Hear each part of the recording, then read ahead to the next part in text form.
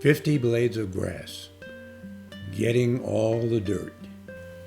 Well, thanks, John, for taking time out of your busy schedule. I know you're kind of really crammed getting ready for the invitational, but we'll just take a few minutes. Couple of items I want to talk about.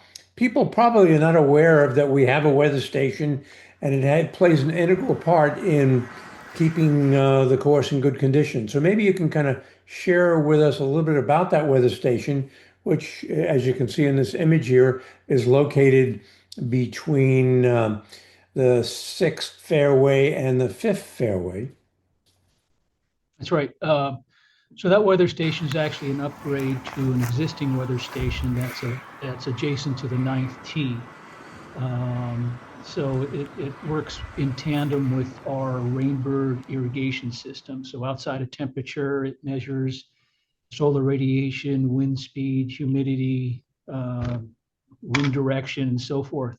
So all that is just part of the data flow that comes down to our central and helps figure out our ET values, our evapotranspiration rates that we Okay. actually water by. Okay.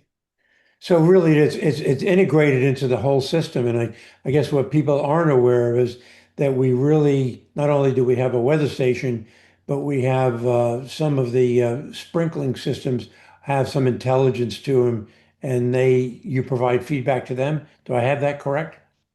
Right. So we interpret the data that comes from the weather station in the central, and we decide whether to water by um, what it suggests our ET values are. Again, water lost from the day.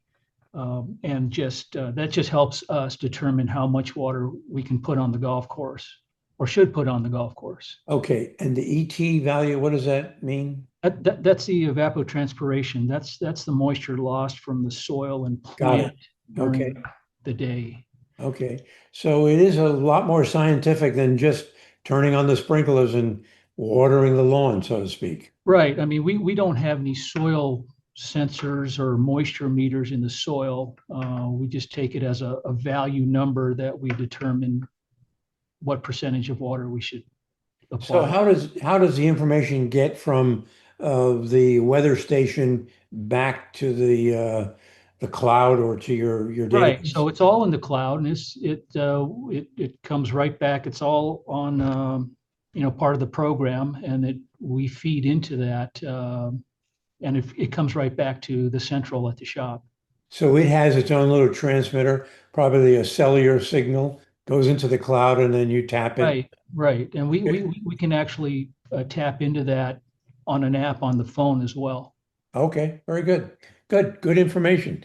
Well, in that same area, I notice a lot of constructions going on, and I kind of know what it is, but maybe you can describe it as a large area where we've been bringing in soil and leveling it and so on. So tell us So a little bit about that. since the third back tee was built, that was a former site of a small nursery that was put there way back in the day. But this is probably the best site or one of the only sites we can put a nursery undisturbed in Okay. play. I mean, the nursery is going to be a bent grass nursery with some rye just to feed the greens, pretty much. It's going to be about 2,000 square feet. Okay. And the contractor right now is just shaping the subgrade right now. Okay. And it will be tied in to our system as well. We'll have to add irrigation to that. Yes. Okay. And so from here, we're going to be growing the different grasses that the greens have. Well, just bent grass. So Okay. it'll be a pure distinction bent grass seed. And so to educate the golfing group, what do the greens primarily consist of?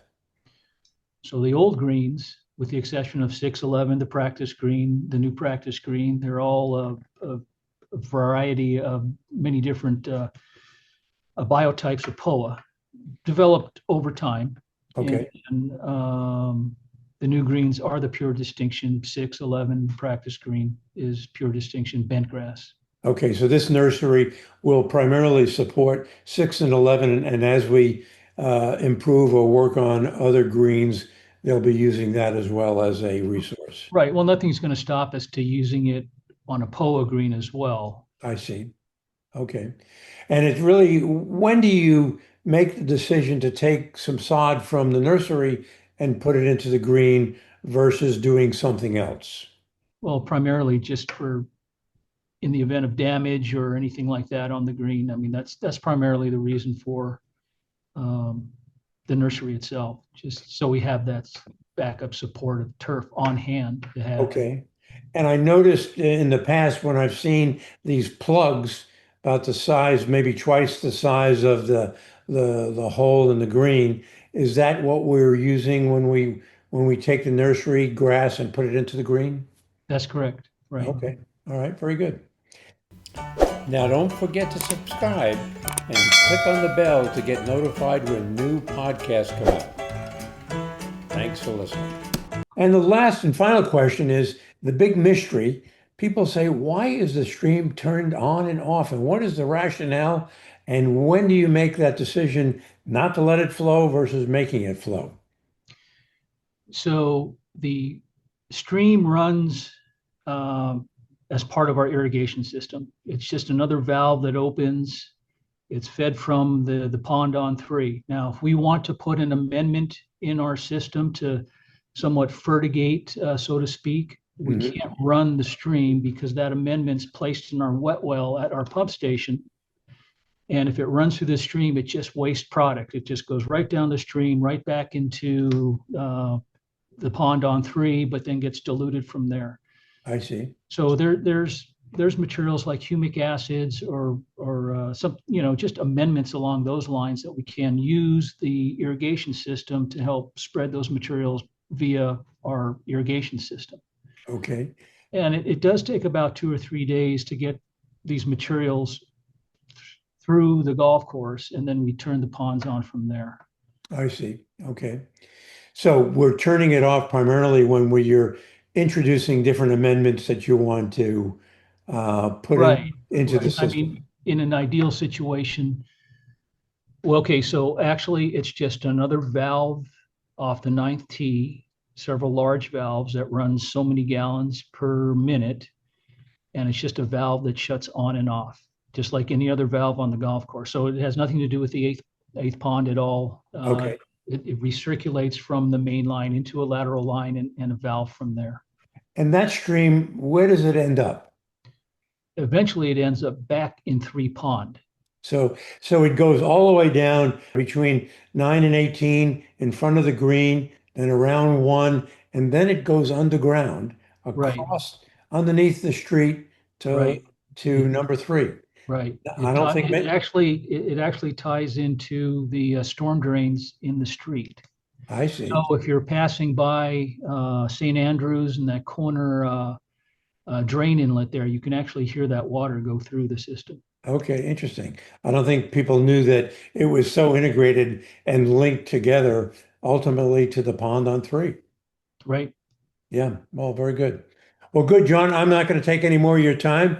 You got to be busy with the crew getting ready for that big invitational, and we'll see you next month. All right, Jim. Thank you. All right, thanks, John. Now, don't forget to send me those questions. That makes this podcast go. So remember, send them to this email address right up here. Thanks again for your help. Or you can add your questions below in the comment field. And don't forget to give me some likes.